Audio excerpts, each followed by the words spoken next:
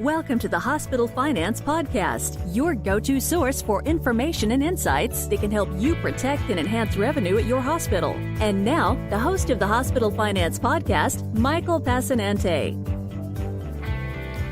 Hi, this is Mike Passanante. Welcome back to the Hospital Finance Podcast.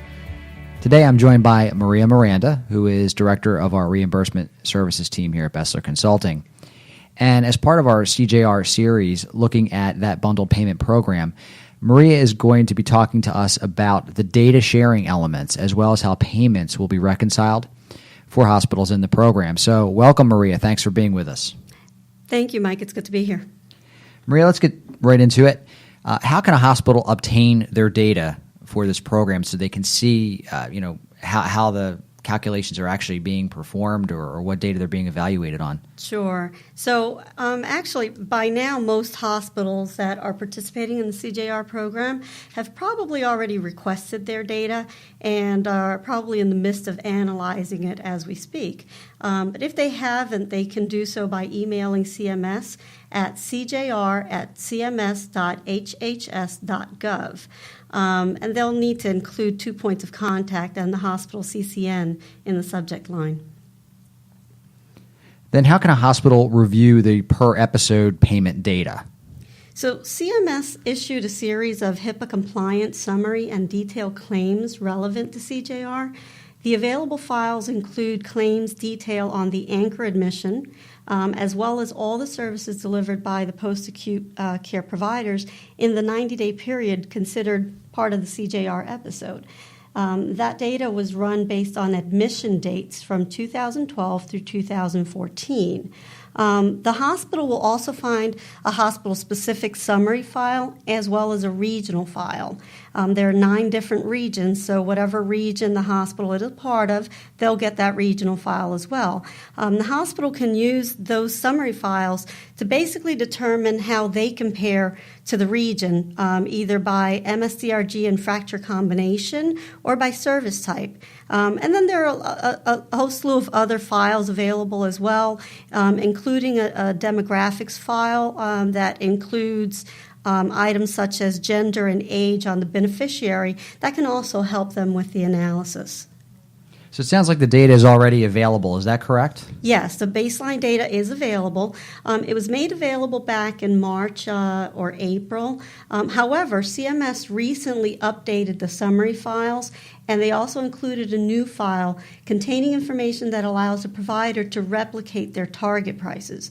The new file was added under the pricing subfolder and includes such things as the national growth factor, the update factor, the wage index, as well as the discount that will be applied to the target pricing for the first performance year. CMS also made corrections to the target prices that were originally posted. Those changes weren't major. It only throws off the target price by a few dollars one way or the other. But again, if you're trying to tie into your target price, you want to make sure that you go back in and you get the latest and greatest files. I believe that those new files were posted at the end of April and early May. So again, even if you've already downloaded your files when they were first uploaded to the website, you need to go back in and get the latest and greatest files. So going forward, how often will CMS make this data available? So CMS will issue the data on a quarterly basis during each performance year. So it's critical to keep checking your data as it gets uploaded. So now let's turn our attention to the reconciliation portion of the discussion.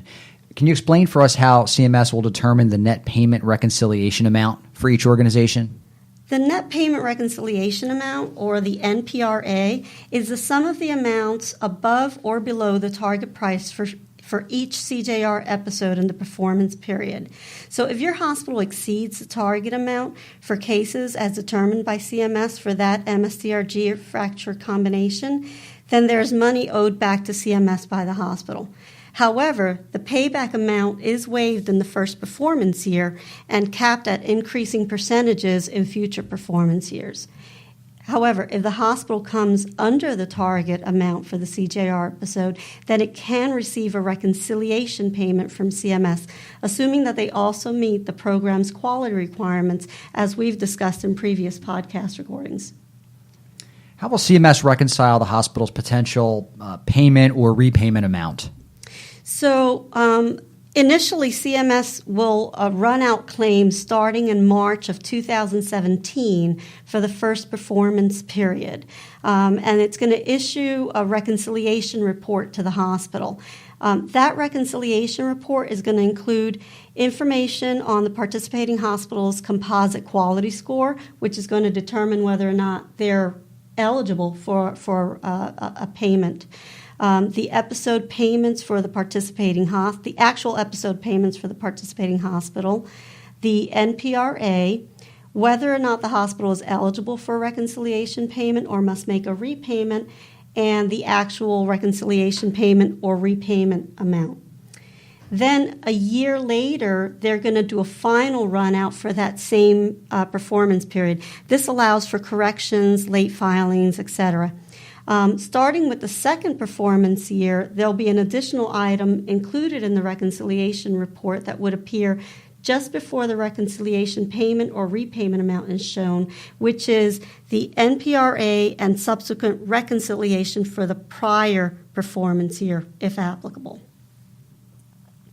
It's important to note that your reconciliation payment will be impacted by the change in target prices throughout the course of the program, because these prices are determined by utilizing a blend of both the hospital and hospital-specific and regional spending amounts. So, for example, in performance years 1 and 2, the breakout is 2/3 hospital and 1/3 regional. That changes to only 1/3 hospital and 2/3 regional by performance year 3. And then by performance year 4, the entire thing converts over to 100% regional. So for performance years 4 and 5, your entire calculation of your target price is based on the regional spending, not the hospital-specific spending. Can you explain for us how stop-loss and stop-gain percentages will be applied? So there's no repayment in performance year 1, and the stop-gain percentage is 5%. In performance year 2, the stop-gain and stop-loss are equal. They're both set at 5%. In performance year 3, both stop-gain and stop-loss are set at 10%. And then in performance years 3 and 4, the stop-gain and stop-losses are both set at 20%. As reflected in some of the tables that we published in our special report, you'll also see that exceptions are made for the rural referral centers, sole community hospitals, and Medicare-dependent hospitals. They have lower percentages established for both stop-gain and stop-loss. Maria, earlier in this podcast, you mentioned that the post-acute care period is equal to 90 days under CJR. What happens in the program if that period exceeds 90 days? So if on average your episodes are 30 days longer and the spending is greater than 3 standard deviations above the regional average, then the reconciliation payment can be reduced, or the repayment amount may be increased by the amount over the 3 standard deviations. Got it. Maria, thanks so much for taking some time to explain the data sharing and payment reconciliation aspects of CJR. You're very welcome. Thank you, Mike. For more information about CJR, get our new special report at BESLER.com/CJR. This new report discusses how CJR works, describes the responsibilities of anchor hospitals, affiliation agreements, NPRA, and the corrections and appeals process. Again, that's BESLER.com/CJR.